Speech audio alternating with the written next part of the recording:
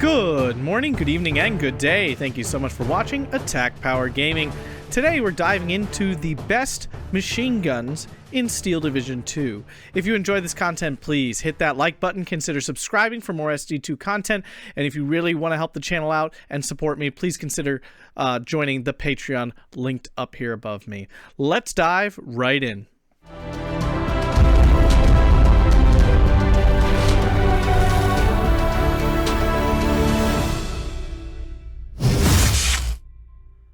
Okay, so first things first, you can see I got a hat.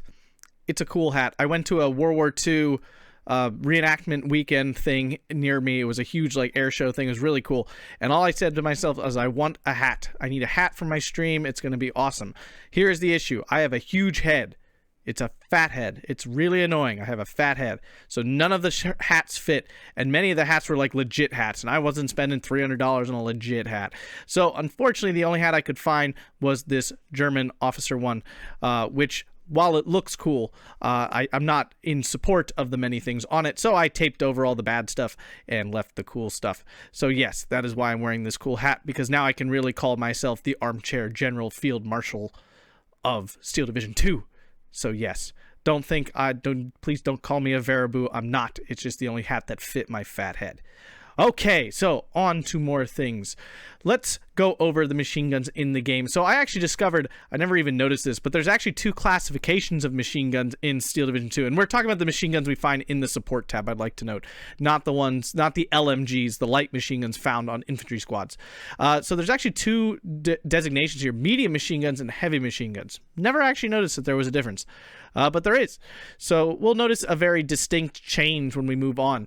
So first we're going to go over these medium machine guns here. And you notice that these are basically in the Allies only, because the Axis really don't have many medium machine guns. And there are a lot of other medium machine guns in game, but the truth is there's actually only 3 sets of statistics that they use. So all the other guns actually have the same exact statistics as one of these 3 weapons here, which is why I didn't waste my time going over more of the machine guns, because the Schwarlose, the oh god, there's so many of them. The Breda, the Browning, all of those have the same exact statistics as one of these 3 guns here. So there's really no reason to go over them because they're the same. So let's start with the Vickers HMG here. Only 20 points. You have 0.5 damage, 40 suppression, 5% accuracy, 1,000 meter range, and 291 rounds per minute. These are found in the Commonwealth divisions and a couple other random French Allied divisions. Then moving over here, we have the Maxim, found in a lot of Soviet divisions. Very similar statistics to the Vickers here. The only difference really is that rate of fire, which is slightly higher at 337 rounds per minute. So that's definitely a nice little upgrade. And then finally, we have the last of the medium machine guns, the SG-43. Again, same exact statistics, except for the rate of fire, which on this one is also a little bit higher. So of these lighter, heavier machine guns, the SG-43 is clearly the standout here, just having a higher rate of fire than the others, with the Vickers being the weakest of the bunch. But then we get into our heavier machine guns here, and we can see the statistics and the story changes very quickly here. So first we have basically the 50 caliber found in American divisions and a number of Western Allied divisions. It has 1.5 damage, 95 suppress, 5% accuracy, 1,250 meters range with 315 rounds per minute. Up here, the Dushka is the exact same statistically as the 50 cal. So these are exactly the same, but they are 40 points. Okay. Then we go down here to the MG34, getting over to the Axis machine guns here, only at 0.5 damage, 22 suppress, 5% accuracy, 1,250 meters range, but 468 rounds per minute. And finally, we come to the MG42, which has a 0.6 damage, 20 suppress, 10% accuracy, 1,250 meter range, and 656 rounds per minute. So which one of these takes the cake? Well, we can obviously rule out the medium machine guns over here, although it's important to note that in terms of what we're really comparing these machine guns here, really probably the Maxim and the SG-43, to the MG-34 and the MG-42. Why do I say this? Well, the Dushka is only in 3 or 4 divisions as a separate support weapon. there aren't many Soviet divisions that actually walk around with these things. So there's not a lot. And there's only the few American divisions and whatever other Allied divisions kind of cart these around. There's not actually a ton of divisions sporting a 50 cal. On the other hand, every Axis division has almost every Axis division has access to either the MG34 or the MG42.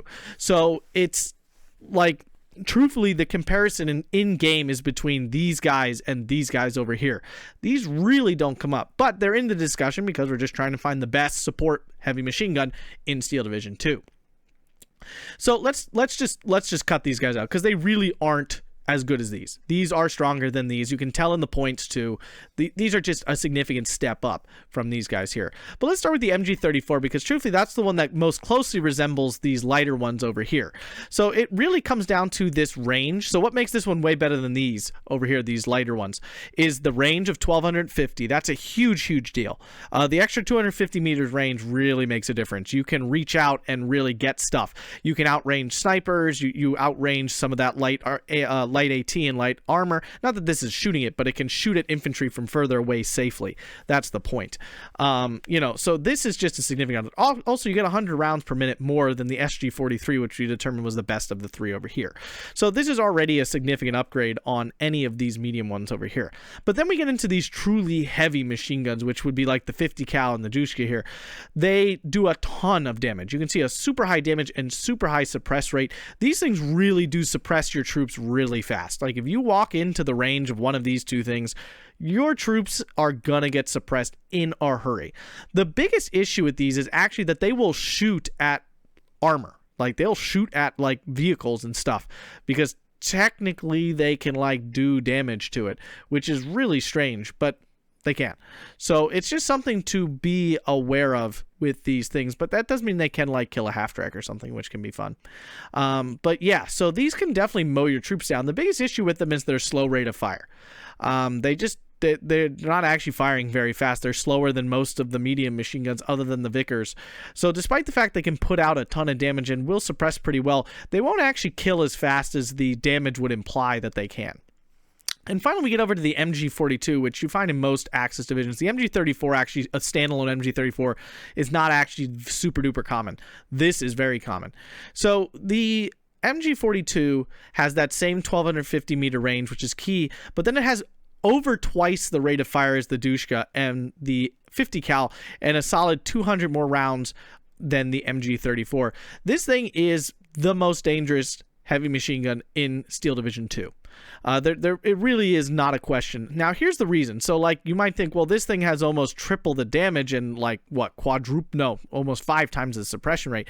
Why is this better? It comes down to this 10% and this rate of fire. So, having 5% more accuracy on a heavy machine gun that's firing 656 rounds per minute, that really pumps out damage. Like, this 0.6 is multiplied many times over because of these two factors down here in its stats. I mean, this thing is really dangerous to infantry. I'm sure at some point in game you've run into an MG42 defending something. It's going to suppress your infantry really fast. Basically, 2 bursts from this thing, your infantry are suppressed. Okay, and that's similar to these. I mean, they'll suppress just as fast as well. But the difference is this will actually kill stuff. This will pretty quickly knock down enemy infantry and wipe out an infantry squad or another support weapon or something. An MG42 in cover is a dangerous thing. And it's also 5 points less than both of these, which does matter. I mean, it adds up as the game goes on. It's nice that this is a little bit cheaper. This will easily outfight any of these machine guns over here. Very easily. It's not a question. A straight up fight between these two, it could go either way. I think the 50 cal usually gets the suppress first, though I'm not 100% sure about that. I probably should have tested it in game, but I'm sure someone in the comments can tell me. But in terms of all around, like what's actually going to drop troops and like both suppress and actually kill enemy troops, the MG42 takes it by a good country mile. These things are very, very dangerous. They're fantastic. When you can use them, you should. I generally always like to take at least one card of machine guns in my support tab because they're just really important for defense. They really help you out. They can lay down some great cover fire if you're making a push. they're just very good all around. And that's for all machine guns. You really should try to take some card of machine guns in some way. Even a junky Vickers can do something. You might even, usually I'd actually bring in like 2 of these at a time, because they don't really perform like any of these over here perform. You know, even the SG-43 does okay in singles. You know, Maxim doubles is nice when you can. But the 42, the 34, these can definitely stand alone. And of course, the 50 cals, you know, those can definitely stand alone and do some major damage on their own. So that's an examination of the heavy machine guns and technically medium machine guns of Steel Division 2 found in your support tab. If you enjoyed this content, please hit that like button, consider subscribing, and consider joining me on Patreon. Thank you so much for watching. Have a fantastic day.